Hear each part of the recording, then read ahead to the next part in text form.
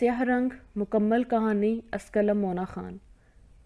ایک تاریک سے کمرے میں موم بتی کی مدھم سی روشنی پھیلی تھی۔ اس دھیمی روشنی میں دیکھا جا سکتا تھا کہ ایک عورت سیاہ جبہ پہنی تھی۔ اس کے بال کھلے اور بکھرے تھے، چہرے پر لال جبکہ ماتھے پر سیاہ رنگ کی لکیریں کھینچی گئی تھیں۔ سامنے جا بجا کشکول ستارے نما نقش پر رکھے تھے جس میں سرخ مایہ دکھائی دے رہا تھا۔ ستارے کے بیچ آگ دھیرے دھیرے سلگ رہی تھی۔ اس عورت نے اونچی آواز میں ایک منتر پڑھتے کشکول سے مٹھی بھر کر خون نکالا اور یکدم آگ میں پھینک دیا۔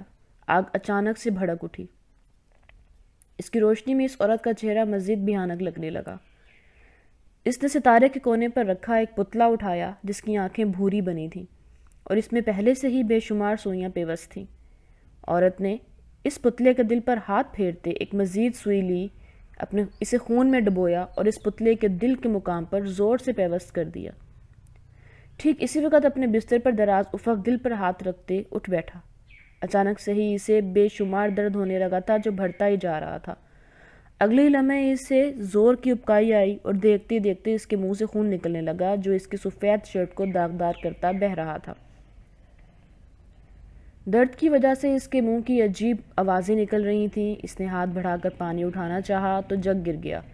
تیز آواز پیدا ہوئی اور تھوڑی ہی دیر بعد گھر کے سبھی افراد اس کے گرد جمع ہو گئے۔ اس ہفتے میں اسے یہ تیسرا اٹیک آیا تھا۔ ڈاکٹر اسے دل کا دورہ نہیں بتاتے تھے، وہ اسے کوئی انسنی اندیکھی بیماری بتاتے تھے جس کا اندازہ نہ افق کو تھا نہ اس کے گھر والوں کو۔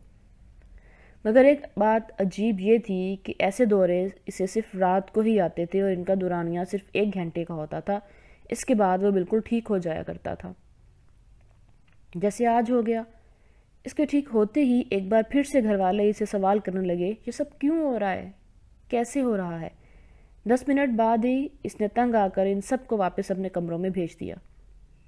زندگی اچانک یوں ہی اتنی بے چین نہیں ہوئی تھی، کچھ تو اس نے بھی کیا تھا جو اس کے سامنے آ رہا تھا۔ یہ کہانی چند ماہ پرانی تھی جب اس کے یونیورسٹی کا آخری سال تھا اور اس آخری سال میں وہ سب موسٹ سینئر بن چکے تھے، اس لیے سارے یونیورسٹی میں ان کی دھاک تھی۔ وہ سب بھی من چلے اور بے باک تھے، مگر اسی کے ساتھ اس سب کا نام یونیورسٹی کے سب سے زیادہ فلرٹ طلبہ کی لسٹ میں بھی آتا تھا۔ اسی سال یونیورسٹی میں 2 بہنیں بھی آئی تھیں جو آتے ہی ساری یونیورسٹی میں مشہور ہو گئی تھیں۔ ان کی مقبولیت کی وجہ تھی ان کی رنگت۔ ایک کا رنگ بالکل ہنس کی طرح سفید اور اجلا اور دوسری کا رنگ ایسے جیسے سیاہ حبشی ہو۔ یوں تو بہت سے انسانوں کو سیاہ رنگ پسند ہوتا ہے، مگر سیاہ رنگ کے انسانوں کو پسند نہیں آتے۔ اس بیچاری کے ساتھ بھی یہی معاملہ تھا۔ ساری یونیورسٹی میں اسے سیاہ رنگ کی ڈائن کہہ کر بلایا جاتا تھا۔ اس کی اپنی سگی بہن بھی اسے ایسے ہی ناموں سے بلاتی تھی۔ افق اور اس کے گروپ کو یہ سیاہ سفید کی جوڑی کافی دلچسپ لگی تھی۔ جس لڑکی کا رنگ سفید تھا اس کا نام روشنی تھا، جو آتے ہی اس کی دوست بن چکی تھی۔ لڑکی خوبصورت تھی تو افق نے بھی اسے جانے نہیں دیا۔ دوسری سیاہ لڑکی کا نام سکینہ تھا۔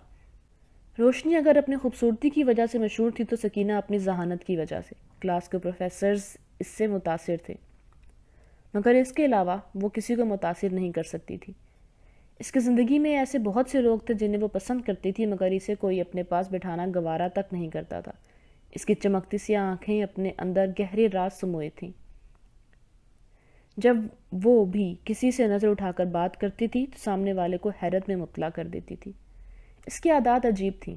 اکیلی ہی گھومتی اور فری ٹائم یونیورسٹی گراؤنڈ میں لگے درخت کو گھورتی رہتی۔ وہ ایک بڑا پیپل کا درخت تھا جس پر بے شمار کوے بسیرا کیے تھے۔ اپنی رنگت سے ملتے سیاہ کوے اسے ہمیشہ ہی اپنی جانب کھینچ لیتے تھے۔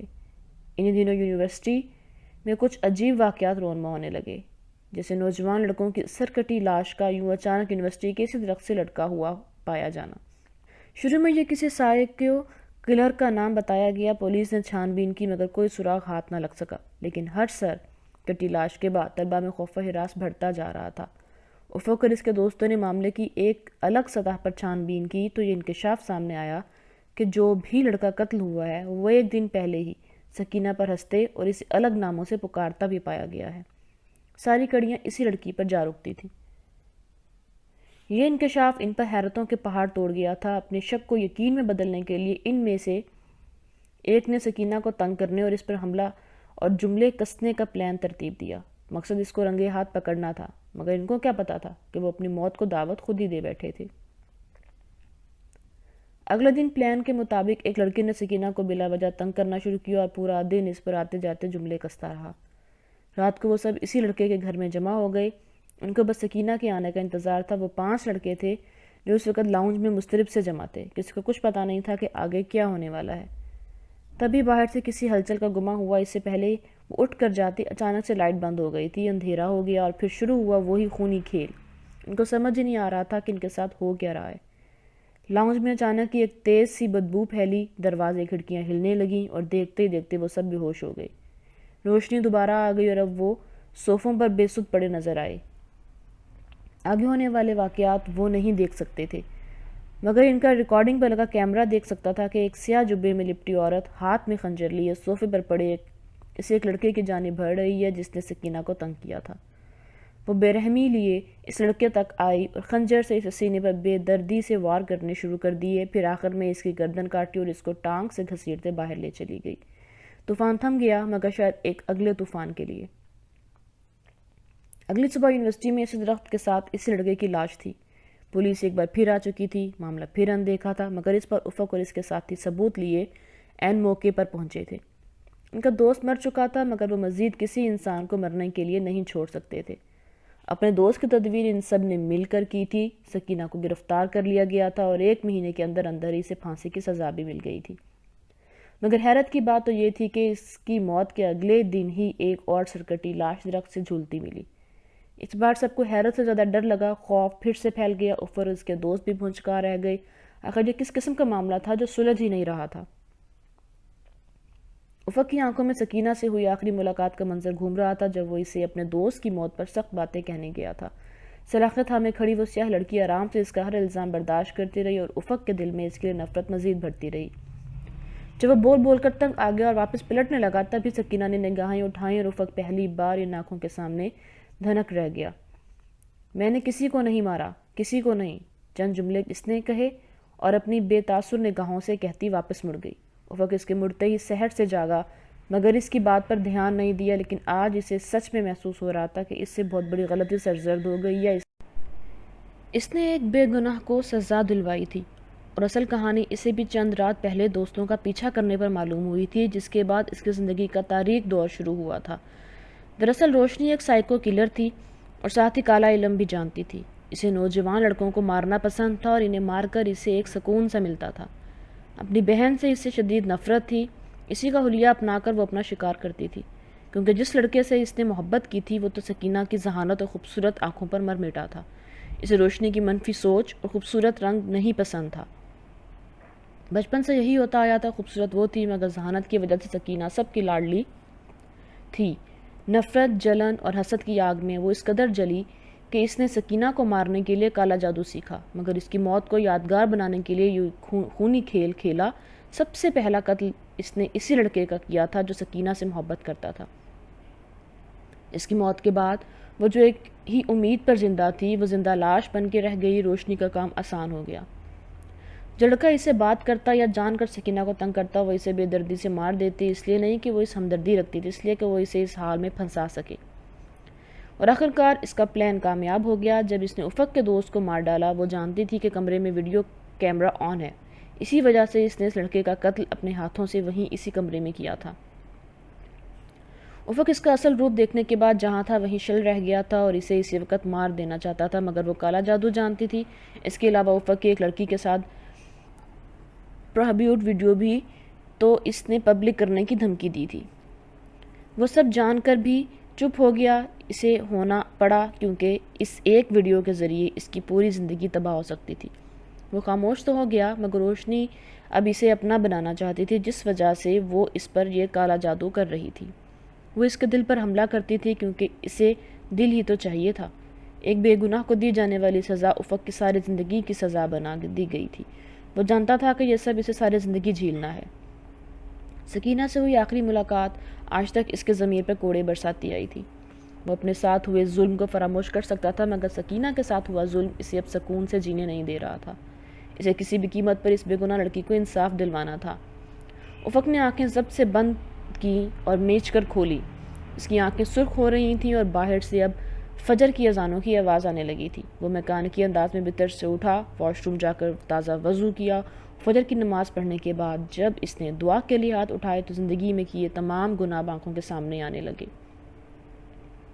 اب تک وہ ایک غفلت بھری زندگی گزارتا آیا تھا، مگر سکینہ کی بے گناہی کا علم ہو جانے کے بعد وہ ایسے ہی گھنٹوں رب کے حضور بیٹھ کر معافی مانگتا رہتا تھا۔ اگر آج اسے ایک اور دعا مانگنی تھی، اسے روشنی کی عبرت مانگنی تھی، اسے اس کا ایسا انجام چاہیے تھا کہ دوبارہ کوئی ایسا گناہ کسی معصوم کے ساتھ نہ کر سکے۔ 3 بار آیت الکرسی پڑھ کر اس نے خود پر دم کی اور کمرے سے نکل آیا۔ باقی سب سو رہے تھے اور وہ اپنی بائک لیے اس روشنی کے گھر کی طرف چل پڑا۔ فجر کا وقت ایسے لوگوں پر بھاری ہوتا ہے، اس وقت انہیں آسانی سے ہرایا جا سکتا تھا، اس وقت وہ کمزور لمحوں میں ہوتے ہیں۔ قاری صاحب کی باتیں اس کے دماغ میں گونج رہی تھی۔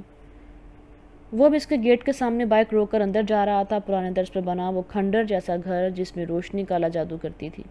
تمہیں اسے اسی کمزور لمحے میں پکڑنا ہے، وہ انسان ہے اور انسانوں کی کمزوریاں ہوتی ہیں۔ تم اسے بے ہوش کر کے اس کے کالے جادو والا ستارہ جیسا نقش مٹا دینا۔ وہ کچھ نہیں کر پائے گی، لیکن اگر وہ جاگ گئی تو تم کچھ نہیں کر پاؤ گے۔ وہ اب اس کمرے اندھیرے میں موجود تھا۔ روشنی اس وقت ایک کونے میں سوئی ہوئی تھی، اس کے بال بکھرے تھے اور حلیہ بے ترتیب تھا۔ افق نے جیب سے رومال نکالتے اس پر کلوروفارم لگایا اور اگلا کام اس نے سوئی ہوئی لڑکی کو بے ہوش کرنے کا کیا۔ وہ بے ہوش ہوئی تو اس نے اس کے کالے جادو کا سارا سامان جلا دیا، ہر کتاب، ہر کشکول، ہر پتلا، ہر تعویذ سب مٹا دیا، اور پھر اس کا موبائل اٹھا کر اس کے اتنے ٹکڑے کیے کہ گننا مشکل ہو گیا۔ یہ سب کام آسان نہیں تھا۔ جیسے جیسے وہ چیزیں توڑتا جا رہا تھا، اس گھر میں زلزلہ آتا جا رہا تھا۔ کمرے کی دیواریں ہلنے لگی تھیں۔ اگر وہ آیت الکرسی کے حصار میں نہ ہوتا تو شاید جل جاتا۔ اس کے سب تباہ کرنے تک سارا گھر ہی الٹنے کے قریب تھا۔ وہ روشنی کو وہیں چھوڑتے باہر نکل آیا، مگر آتے وقت اس نے باہر جلتے بلب کی روشنی سے سارے کھنڈر میں شارٹ سرکٹ پھیلا دیا، اور باقی کا کام اس مٹی کے تیل نے کیا جو اس کھنڈر میں پہلے سے موجود تھا۔ آگ بھڑک اٹھی، وہ کھنڈر جل کر تباہ ہو گیا۔ وہ کافی دیر دوری پر کھڑا تب تک اس مکان کو جلتا ہوا دیکھتا رہا جب تک اس کے دل میں لگی آگ نہ بجھ سکی۔ اس لڑکی کا ایسا انجام ہی لکھا تھا، اس کے ساتھ یہی ہونا چاہیے تھا۔ جو سیاہ اندھیروں کے عادی ہوں، انہیں روشنی ایسے ہی جلا کر خاک کر ڈالتی تھی، بالکل ریزہ ریزہ۔